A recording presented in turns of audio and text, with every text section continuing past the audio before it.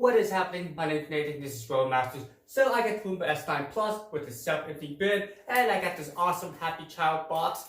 Woo! Yes, you couldn't tell the difference, I could be this character. Anyways, in this awesome box, we have something very special. Look at that, guys, we got multicolored sand. So in this video, we're going to see how well the Roomba S9 Plus can pick up sand. This is tiles, crevices, we got carpeting. Each bag's about 3.5 ounces. So when I combine the bags, we're about 10.5 ounces. So I'm going to go ahead and spread the different colored bags around the different tiles. I decided to mix up the colors. I'm going to do like orange over here on the tile area. I'll do blue over on this type of carpet and white on the blue carpet over there. But one thing to note is I didn't put anything on the brown carpet and some areas are left untouched, just so you guys can compare the differences.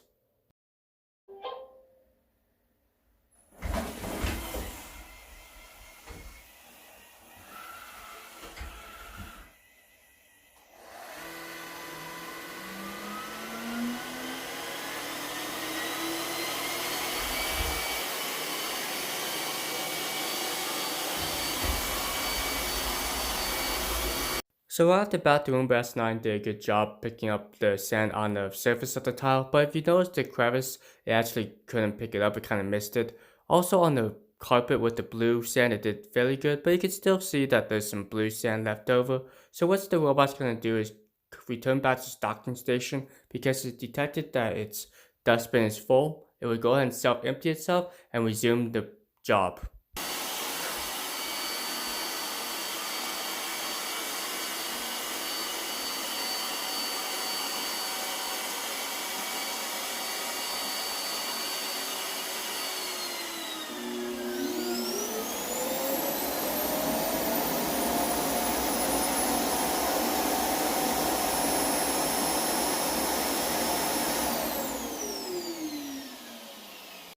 So one of the nice features about the self-emptying bin is it detects how much dirt is going through the chute. So it feels like there's not enough dirt flowing through. It would actually empty itself out twice.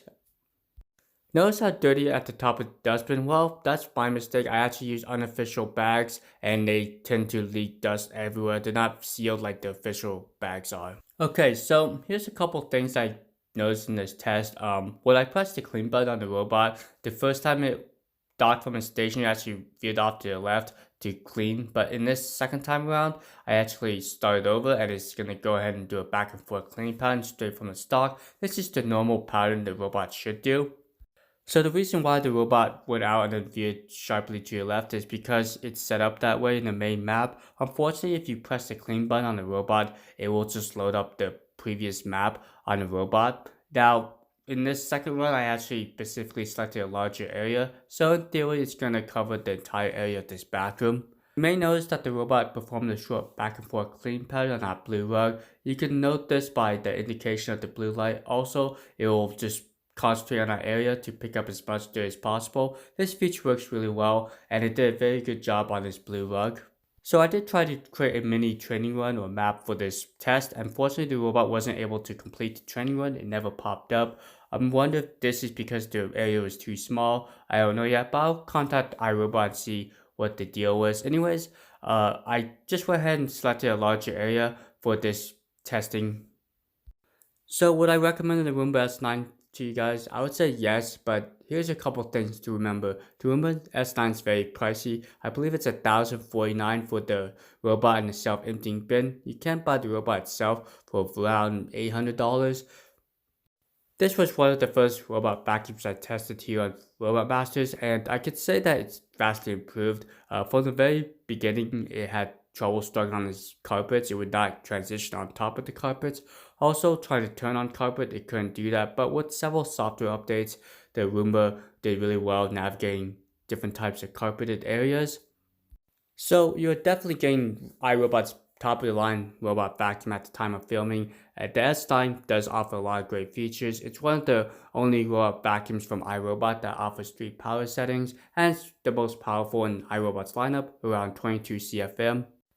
The S9 can run about 50 minutes on its high power mode. This is on par with its competitors, kind of like the Samsung PowerBot Turbo. But one thing to note is the Osmo 950, which just came out, can run 24 CFM and it can run at that mode for about 2.5 hours. It's mind-blowing, but that robot vacuums is the exception to the rule.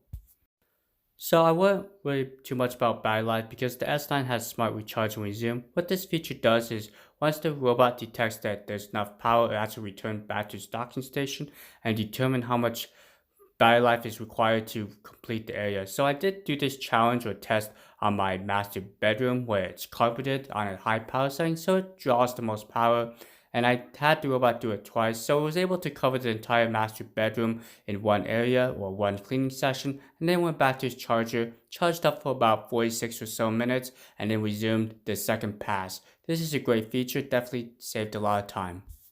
Alright, so it looks like the S9 did a fairly good job on the top surface of the tile, but you can see that the cracks or crevices, it's struggling, it's not able to pick up the orange sand. So I did watch a few videos of people's S9 struggling on bathroom rugs, or they're making a loud clicking noise or like grinding noise when it's going on hardwood surfaces.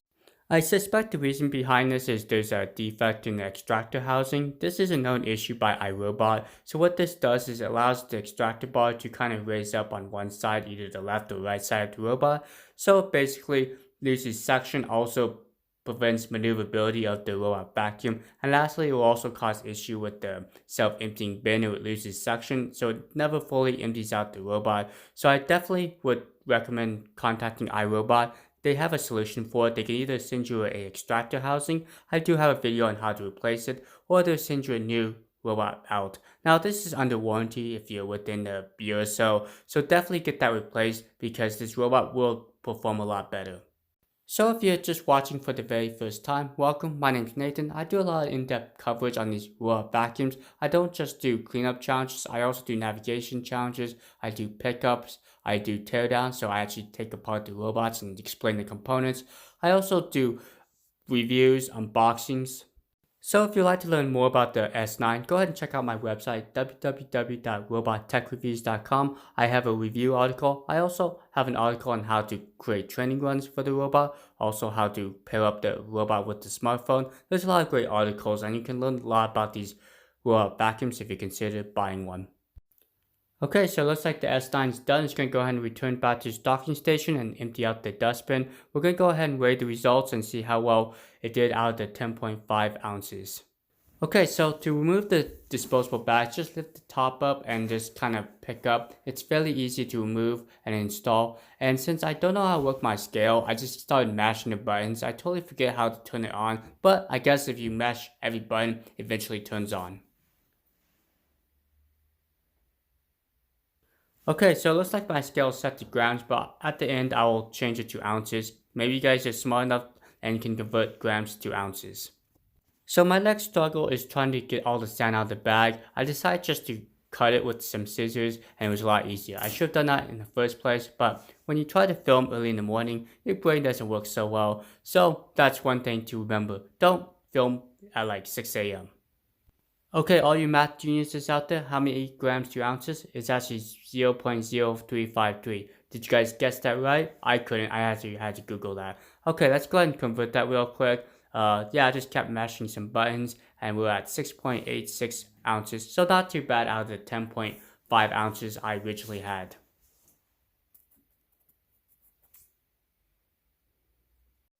So if you like this type of video, please smash the like button. Also, again, if you're new to my channel, welcome and please consider subscribing because I do a lot of coverage of these robot vacuums. Okay, so here's a sneak preview of the next video. This is going to be the Osmo 950 versus tile. I'm actually just going to do a tile pickup and you notice how well the robot does with the crevice challenge. It actually has something very unique about this robot vacuum, but I'll reveal that in the next video. You guys have a great rest of your day, be safe out there, and I'll see you guys next time.